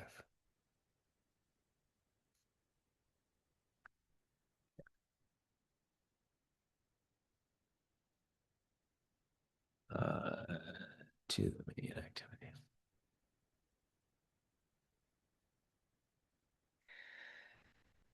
So this populates it with some hard-coded data. We don't want the hard-coded data. What we want it to be is the sums of, that have been calculated in the calculator activity that have been returned here. So basically what we need to do is the following. Instead of populating the sums array adapter with those hard-coded values, we are going to turn this into a field. So we'll refactor this to extract, introduce field.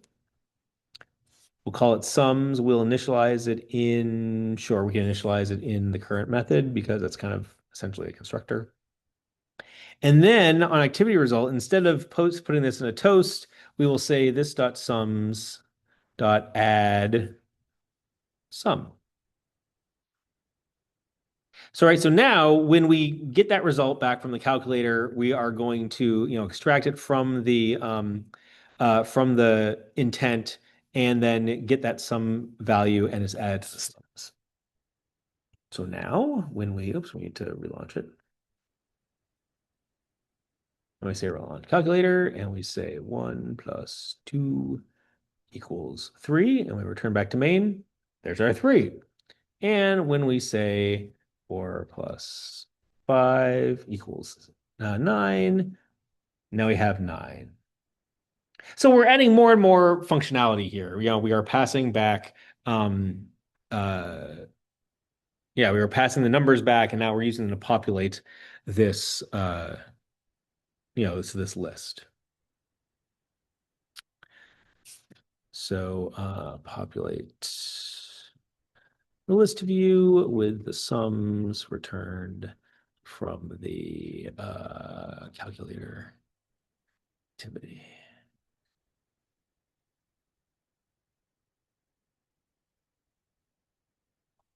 So this is super cool, but there's kind of a problem here. Like if I end the application, and launch it again, all my sums are gone. So now what I want to do is I want to persist all of the data that's written there. So uh, now Android has support for there's a local SQLite, where there's a little relational database that's available to Android applications. That's overkill in this case. Let's just write the values out to a text file. And that's the thing, Android is based on Linux. Android applications are run as their own user. That user has access to the file system of the Android device. And so then you can, you can just you can use the Java API to get access to the file system, and you can use Java IO.file and all those APIs to interact with those files. So now what we're going to do is the following. So when we add, yeah. So after we add the sum to the sums, we're going to say write sums to file. Okay, and then we're going to say file sums file equals get sums file. And create method there. Great. Here, okay. So as I said, each app in Android runs its own user has its own file directory, if you will, for the for it to use. And this is there is a well, we'll say this. We'll call it file. We'll just call it app directory equals let's see here, this dot let's call it data directory, but whatever. Get data dir here. I mean, let's call it data dir then. Yeah. And now new file, and let's see here. The parent is going to be data dir, and then we'll call it sums.txt. Great.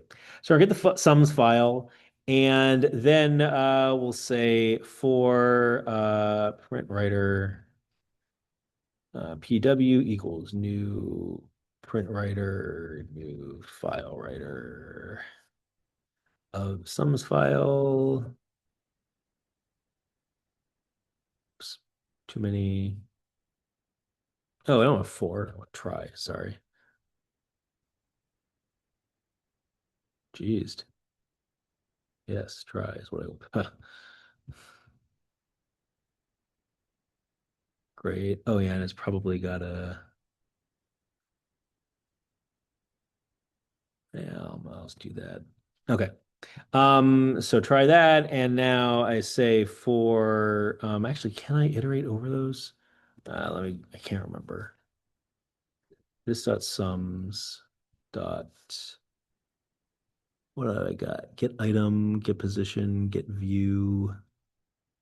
Yeah, so it looks like I can just sort of like do an int I type thing. Okay. Or in I equals 0, I is less than this dot sum dot length, size, count, get count. I plus plus, every API has got to be different. And then int sum equals this dot sums dot get item at position I, and then pw dot print line of I. Great. When it's all done, we'll do pw dot flush. That'll automatically close it.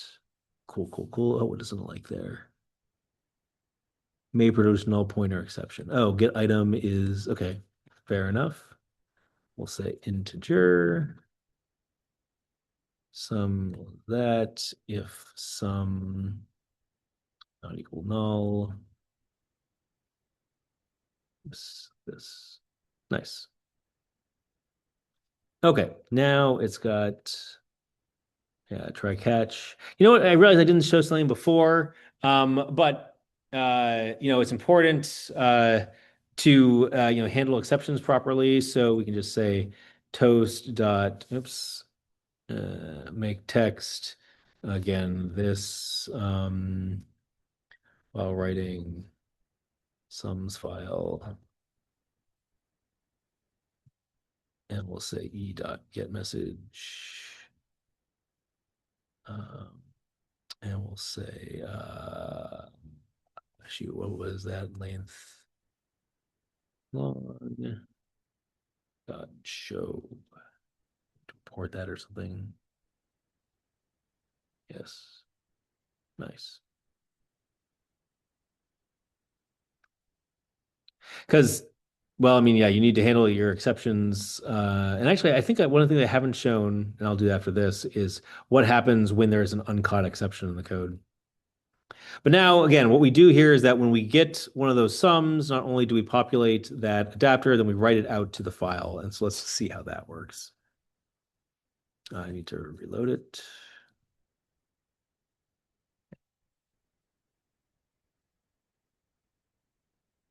X2 equals 3. Back to main, you got 3. And let's say 4 plus 3 equals 7. We got 3 and 7. Okay. So I need to go find is the device manager. Open in Device Explorer.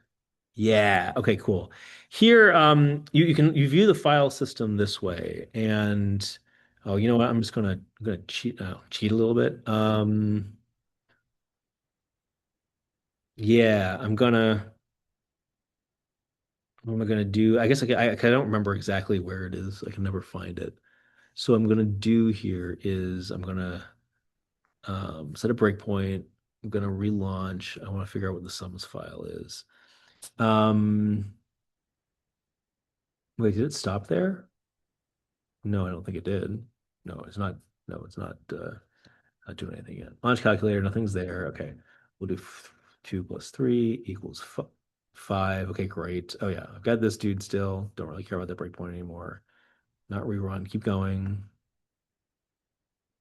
Oops.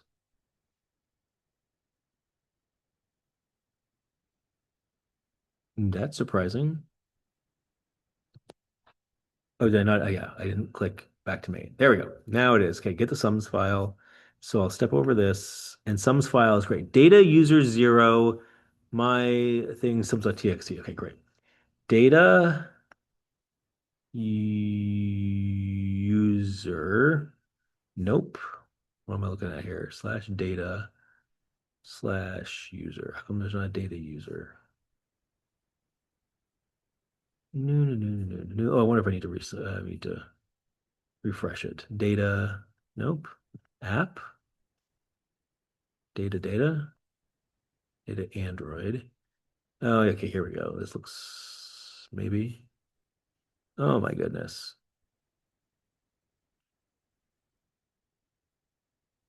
There we go.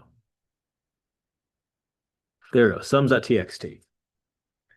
Don't know why it's on the files, but okay, sums.txt, and you can double click on it, and oh, there it is. Great. It's got 0 and 1. That's kind of surprising values of it. I wonder why it has 0 and 1. Okay. Oh, no? Hmm.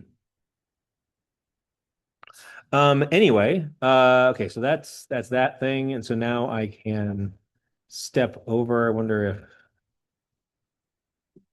sum is 5. Oh, print line of I. Oh, it's a bug. Yeah. Sum. There you go. That's why it was 0 and 1. Figured it was something like that. And so then great. We can go and continue on from here. Uh, and now Well, actually now if we go and can we get code changed? Oh, I kind of want to refresh this. How do we refresh this? Can I say refresh? I open up again. Yep, now it's just got 0. That's what I expected. But anyway, as you can see, and actually let me take it out of debug mode and put it back in regular mode. Let's add a little couple more pieces of data. Do this again. 4 plus 5 is 9. At 9, we got 6 plus 8 is 14. So we should have 9 14 in the file.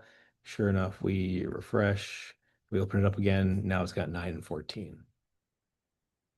So, and as you can see, we just use regular Java APIs, right? We use print writer, and file writer, like these things we've been using since like week 3. It's still available in Android. That's the thing I love about Android is the Java ecosystem. It's all very familiar, it's all very purposeful, and it has nice effects. And so you can use the same Java APIs to write to your file. The only thing that you need to know is that in Android applications, there's this data dir that is the part of the file system that you have access to. So that gets the sums file and writes to it you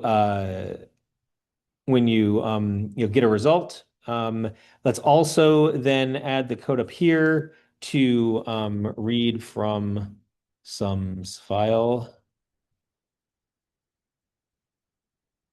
No. Yes. And here we're going to do the file. We're going to call it sums file and get sums file. And then we're going to do the try enhanced try catch. We're going to have a buffered reader. BR equals new buffered reader around a new file reader of our sums file. It's going to throw an IO exception. And oops, what doesn't like there? Unhandled exception. Oh, great. Okay, and now we're going to say for string line equals br.readline while line doesn't equal null, line equals br.readline. And then we're going to do the following. We're going to say int sum equals integer dot parsint of line. Of course, we need to make this more robust, but whatever. And then we're going to say this dot sums dot add sum. So that should populate that.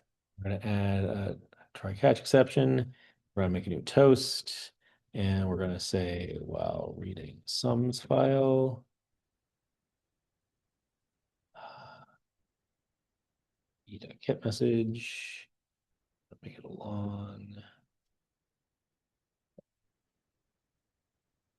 think that'll all compile. Let's launch it again. Oh yeah, and we launch it again. It still has those ones there. So 8 plus 9 equals 17. Now we've got these ones, and now if we kill the application and relaunch it, yep, all 3 are there. So that's how you can work with files with an Android application. Really, there's no new magic there. I mean, really the only thing that is, probably unfamiliar to you is the whole concept of the get data dir. Otherwise, it's just right into a file. Hopefully that, all seemed familiar to you. Oops.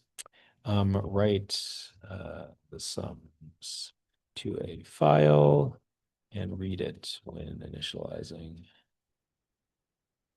the app.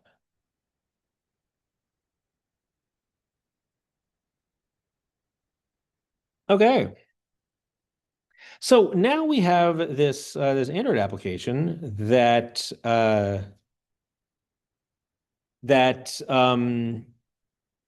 it manages this very simple little calculator program, generates computes a sum, and now writes it to a file. And so now you've got persistence across invocations of your application. And so as I hope you can, hope you're starting to see, there are some, these are the pieces parts, and I'll talk about Project 5 here, momentarily after I do one more thing. But this is, these are kind of the constituent parts of the kinds of things that you're going to need for your project five. So so far we've just been dealing with numbers and strings. It's all pretty simple stuff. But in your project, you're probably going to want to work with your airline types. So, and in order to do that, you're going to need classes like abstract airline, which aren't available to your application out of the box. So, I'm going to show you now how to make a small change to the Android build configuration so that you can use the airline classes. Oh, here, Gradle scripts. We want the build.gradle for the app module. And so build.gradle is like a pom.xml. It specifies all sorts of things. Good to know.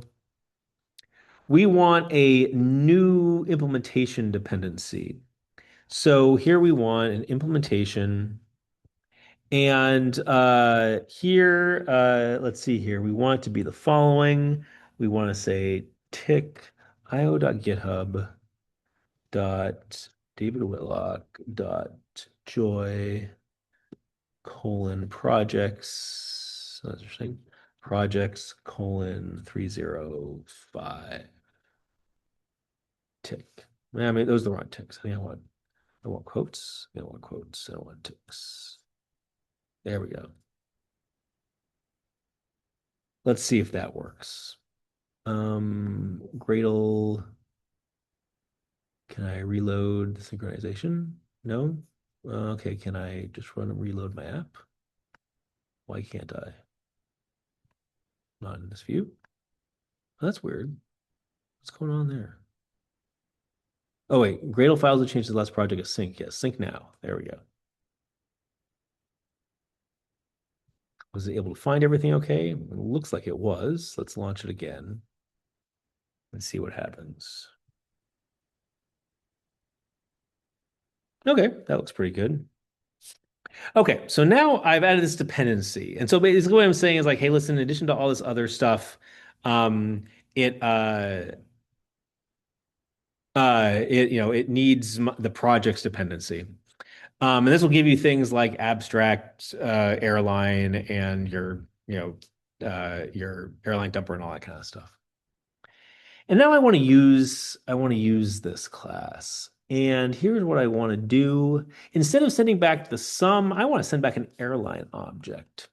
So in the calculator activity, I'm going to have the sum be the flight number for the airline. So right here in my back to main, instead of having it be this dot sum, I'm going to do the following. I'm going to say flight equals new flight with, well, let's just see here with this dot sum. Okay, now I need to create this class. Yep, flight. This is going to be flight number. And flight extends abstract flight. Abstract flight. I have it implement a whole bunch of methods. And I'm going to have this flight number be a field so I can use it. Yep, here. So get number is going to return this dot number, the flight number, and get source from here to, oh wait, yeah, get departure. Oh, this is the time from departure, and this will be to there. Oh, now here I'll say source, departure, destination,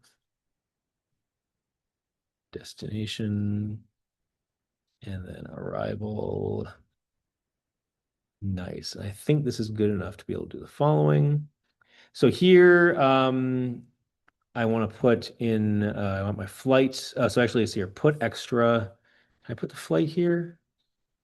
Yes. So this can take any type of object, any type of serializable object, which I believe flight is. Cool. And so now I put in a flight and in my main activity, I'll get rid of the device explorer here. I'm going to do the following. I'm going to just go ahead and see these won't be sums anymore. It's going to be, well, yeah, it's going to be airlines, but that's all right. Let's change the adapter to be instead of an adapter of integer, I'll just use an adapter of flights. And this will probably cause problems all over the place, like this right here. Okay, so here, yeah, I'm just going to create a new flight from the sum. Yeah, sure, it's a little hokey, but whatever, it'll work. And now here's sums. Okay, so we're not going to be, this isn't going to be a sum anymore. It's going to be a flight. And then this will be get extra, get parsable, get long, get string, get. Oh, what am I supposed to use instead of serializable? Okay. And then let's see here. Does it have a default value? Oh, it could have this. It likes a class. Yeah, I can go to class, I guess. And then flight. No, I don't want to call this flights instead.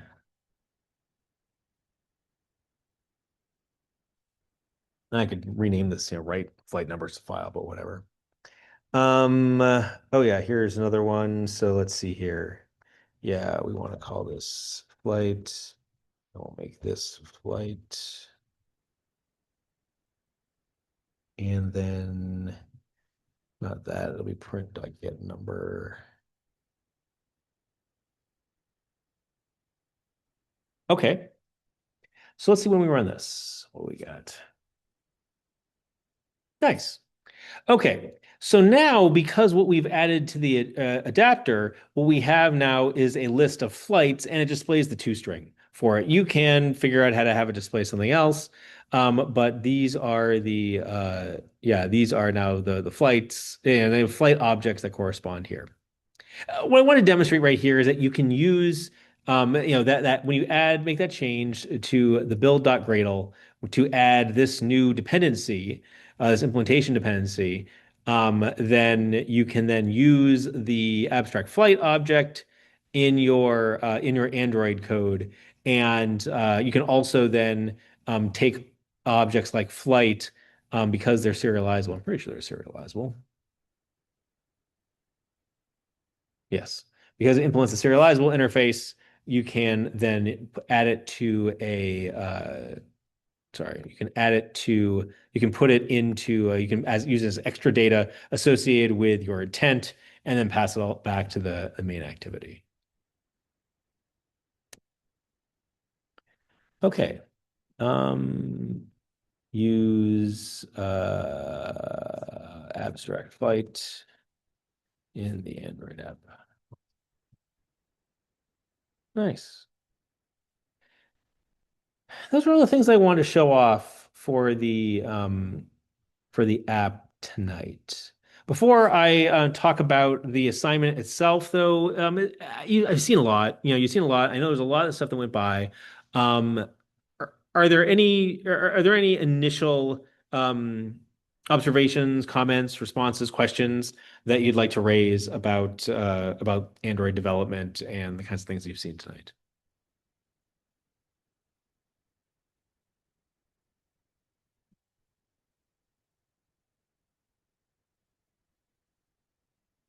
What's your expectation on how the UI should look for this airline application? Oh, excellent question, Sid. I'll be covering that shortly in the Oh, assignment. okay. Yep, no, no, thanks for thinking ahead though on that one. Thank you. Yeah. Yeah. Yeah. Yeah. Adam, thanks. I'm sure. Yeah. Once you start working with it, questions will arise, and yeah, please feel free to ask them on Slack.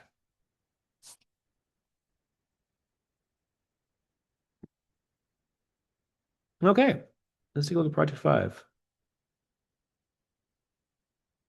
Okay. Project 5. Yeah. Wow. Probably what you do like in a week and a half. That's right. 9 days. Okay. Huh. Is that right?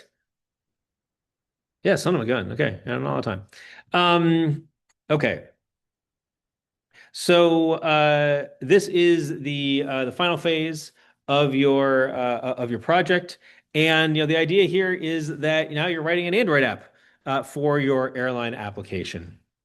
And again, this gives you experience using Android Studio with doing this kind of app development and working on a visual user interface, not one that is command line based or HTTP URL based one like in the REST project. Really, in some respects, the requirements are much more open than they were in the other projects. So the expectation for the app is the Android app is that it has all the functionality in terms of managing an airline that your other projects do. The ability to create an airline, add flights to it, having a human readable pretty format, searching for flights that go between two airports, things like that. And then also writing text out to a file and reading it back in again. Note that there's no REST API in all of this. We don't need that complication. Just keep everything within the Android application and use file persistence as we saw here to store airlines in between invocations of the app. So no servlet or HTTP client code in this project. Sid asked about what the user interface should look like. I don't really have anything prescribed there. As a matter of fact, part of the assignment, is for you to develop something which is usable, is approachable and understandable. However, there should be a help menu or some way of displaying a README in the application so that I can learn all about it and know who did it. And really, that's about it. So it's up to you to decide to design what you think is an intuitive enough user interface for me to work with. I'll be the one. Well, I was gonna say I've been grading all your projects this term, so this one included. I'll be running it. And that being said, error handling, of course, is an important thing. Your application shouldn't crash if there is, incorrect data that's entered. It should do input validation, and the error dialog should be understandable. So, don't put up a big stack trace on the screen. Have a concise enough error message so I know, what went wrong and how to fix it. But that's it. Please use your creativity and your imagination to design a user interface that makes sense to you. And really, that's it. We kind of covered all of this stuff last time about how to create the emulator. I think this should be 305. 304 will probably work okay also. Um, and I guess do note. Let's see here. Oh yeah, some notes here. If you want to learn more about the internal storage, here's a URL to do that. Um, I'll run your submissions using this Gradle script. So I'm not going to lint anything, so it's okay if it has warnings. And so I turn off all the linting. And again, there's no automated tests for the Android project, and so I don't run your tests either if they're there. And I'm not going to generate API documentation, so don't worry about writing, Java docs and stuff. You've already demonstrated that you know how to do that. Please just focus on implementing a good, understandable UI. Submission. So even though you can't run the code on CS Departments machines, I'd still like you to submit from the CS Departments machines. That way it just, follows all my processes and things like that. So when you run, submit.sh project 5, it will it knows to submit the airline Android directory. And note that there are a bunch more files that are that will be submitted. So everything to your Gradle files and all your XML and your icons, all that kind of stuff will be submitted along with your application. You can of course check the output of the submit script to make sure that everything that you expect to be submitted has been submitted. And you'll also see the full list in the email receipt that you get from the submission process.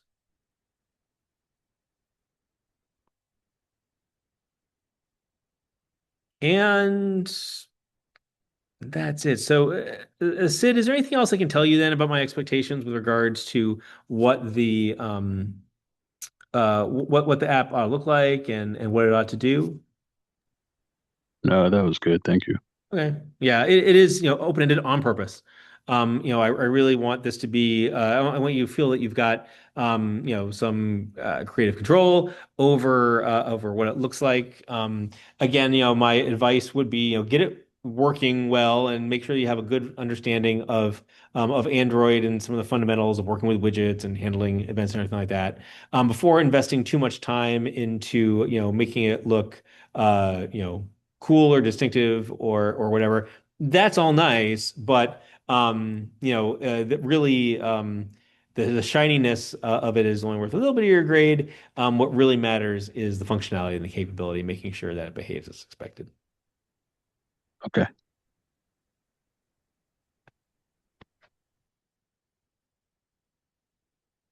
Okay. Anything else that I can say on Android?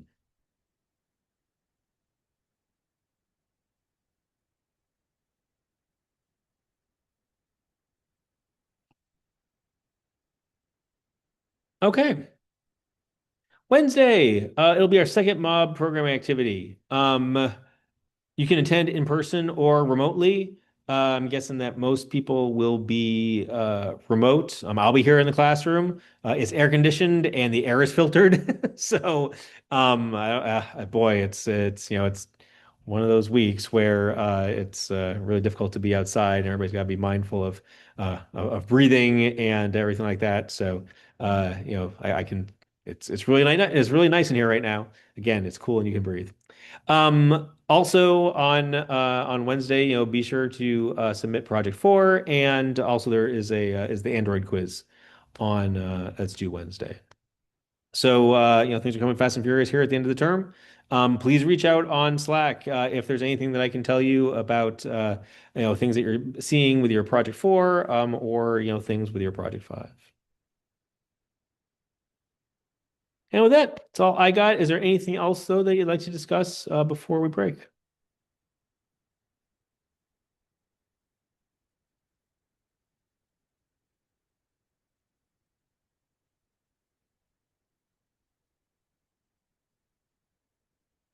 Okay then. Well, hey, have a great evening, everybody. We'll see you all again on Wednesday for the second mob programming. I'm looking forward to it. I think everybody got a good experience here in the classroom last week, and I'm really curious to see how that compares and contrasts with your experience being partially or fully remotely. We'll see you on Wednesday. Bye, everyone. Thank you. I have some items. Yeah. I'm trying to find that. I'll stop the record. Shall I stop the recording, or do you want Yeah, this that's fine. for posterity? Okay, here we go. Stop the recording. I'm trying to